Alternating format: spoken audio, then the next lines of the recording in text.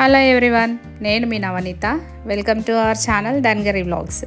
ఈరోజు మన ఛానల్లో ఒక simple and easy curry recipe మీకు చూపిస్తానండి. ఇది మా ఇంట్లో రెగ్యులర్గా చేసుకునేదే. దీనికి పెద్దగా ఎక్కువ ఇంగ్రీడియంట్స్ కూడా అవసరం లేదు. ఇంట్లో ఉన్న వాటితోనే సింపుల్గా ఈజీగా చేసుకోవచ్చు. ఇది సమ్మర్లో ఎక్కువగా చేసుకుంటాం మా సైడు. అదేనండి పప్పులుసు. పప్పులుసులా అంటే పిండి పులుసు అనమాట. పప్పులుసు కాదు, పిండి పులుసు మేము చేసుకునేది. సో కావాల్సిన ఇంగ్రీడియంట్స్ ఏమేంటియో ఒకసారి సింపుల్గా ఈజీగా చూసి చేసేద్దామండి. ముందుగా కావాల్సినవి టమాటో, పచ్చిమిర్చి, ఆనియన్, కొత్తిమీర, కరివేపాకు, ఉప్పు, కారం, పసుపు, అల్లం వెల్లుల్లిపాయ పేస్ట్, 1 కప్పు శనగపిండి. అదేనండి, మామూలుగా దీన్ని బేసన్ కర్రీ అని కూడా అంటారు. ఇది పూరీకే కానీ జొన్న రొట్టెకి, వేడి వేడి అన్నానికి దేంతో తిన్నా చాలా బాగుంటుంది. మెయిన్ ఇంగ్రీడియంట్ వచ్చేసి శనగపిండి. మా ఇంట్లో రెగ్యులర్గా చేసుకునే ఈ పిండి పులుసు ఎలా చేయాలో చేసే విధానము సింపుల్గా ఈజీగా ఎక్స్ప్లెయిన్ చేస్తాను. ఇంట్లో వెజిటేబుల్స్ ఏం లేనప్పుడు అప్పటికప్పుడు ఏదైనా కొంచెము చారులాగా అన్నానికి రావాలి, జొన్న రొట్టెకు తినడానికి రావాలి అనుకునేటప్పుడు ఇది చేసుకుంటే చాలా బాగుంటుంది. సో లేట్ ఎందుకు, ఇంకా చేసే ప్రాసెస్లోకి వెళ్ళిపోదాము. ఫస్ట్ స్టవ్ వెలిగించి స్టవ్ పైన కడాయి పెట్టేసి పిండి పులుసుకు సరిపడా ఆయిల్ వేసేసి మనం పోపు పెట్టుకోవాలి. మామూలుగా అన్ని కర్రీస్ చేసుకున్నట్టుగానే చాలా సింపుల్గా చేసుకోవచ్చు. ఒక 10 to 15 మినిట్స్లో అయిపోతుంది. పెద్దగా టైం కూడా ఎక్కువగా పట్టదు. ఈ పిండి పులుసు వచ్చేసి ఉప్మాలోకి కూడా చాలా బాగుంటుంది. సన్న రవ్వతో ఉప్మా చేసుకొని ఈ చారుతో పిండి పులుసుతో తింటే చాలా బాగుంటుంది. ఒకసారి ట్రై చేయండి.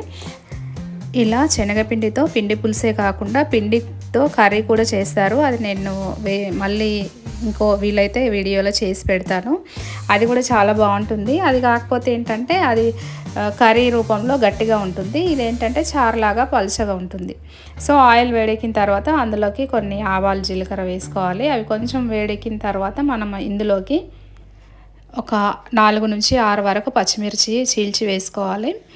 మిరపకాయలు వేసినప్పుడు కారం తక్కువగా వేసుకోవాలి. లేదు మనము ఓన్లీ మిరపకాయతోనే కారం వేయకుండా చేసుకోవాలి అనుకుంటే ఇంకా 4 మిరపకాయలు ఎక్కువ వేసుకోవాలి. నేను మాత్రం కొంచెం కారం కూడా వేస్తాను, అందుకని చెప్పేసి కొంచెం మిరపకాయలు తక్కువ వేసిన. తర్వాత ఇక్కడ ఏంటంటే ఆనియన్స్, ఒక ఆనియన్ చిన్నది తీసుకొని కొంచెం మందంగానే కట్ చేసుకొని వేసుకోవాలి. అలా ఆనియన్, పచ్చిమిర్చి కొంచెం వేగేలోపు మనము ఇందాక మనం శనగపిండి ఏదైతే తీసి పెట్టుకున్నామో అందులో కొన్ని వాటర్ వేసి లిక్విడ్గా కలిపి పెట్టుకోవాలి. ఏంటంటే పోపు పెట్టుకునేటప్పుడు డైరెక్ట్గా పిండి వేయకుండా ఈ లిక్విడ్ వేసుకుంటే సరిపోతుంది. పిండిని కలుపుకునేటప్పుడు ఆ పిండిలో ఎలాంటి బాల్స్, లంప్స్ లేకుండా, ముద్దలుగా లేకుండా చాలా లిక్విడ్ జారుడుగా కలుపుకోవాలి.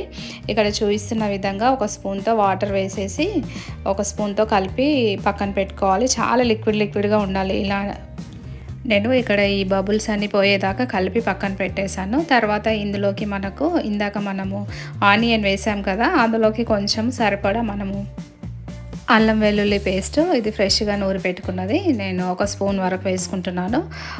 ఇందులోకి ఖచ్చితంగా అల్లం వెల్లుల్లిపాయ పేస్ట్ వేయాలి. ఓన్లీ ఉట్టి వెల్లిపాయలు వేస్తే చారు అనేది టేస్టీగా ఉండదు.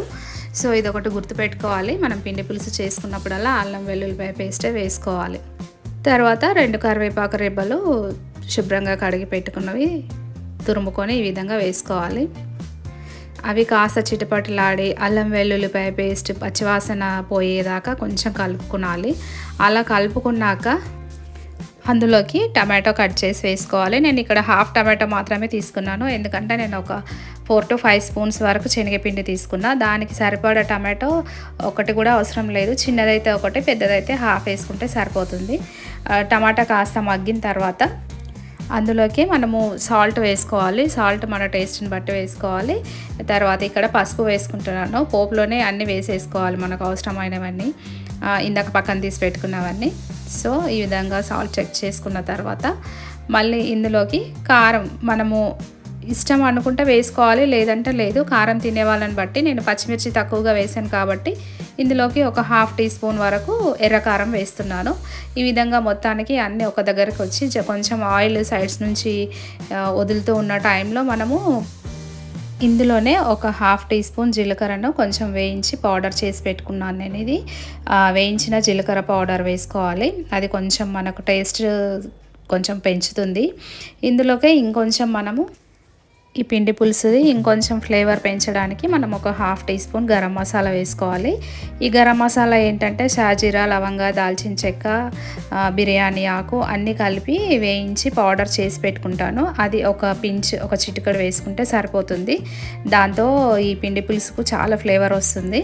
సో ఇవన్నీ ఒక దగ్గరికి కొంచెం మగ్గిన తర్వాత మనము ఇందాక పక్కన ఏదైతే మనము శనగపిండిని వాటర్లో కలిపి పెట్టుకున్నామో ఆ లిక్విడ్ వేసుకోవాలి.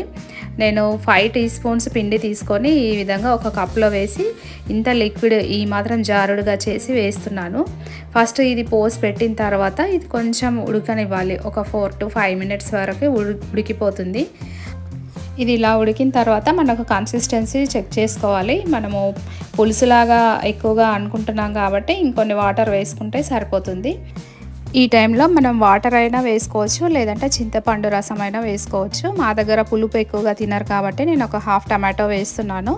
పులుసు కదా, మీరు చింతపండు ఏం వేయలేదు అని అనుకోకండి. వాటర్ ప్లేస్లో కొంచెం చింతపండు రసం వేసుకుంటే సరిపోతుంది. అంతేనండి, సింపుల్గా మా ఇంటి పప్పు పులుసు లాంటి పిండి పులుసు రెడీ అయిపోయింది.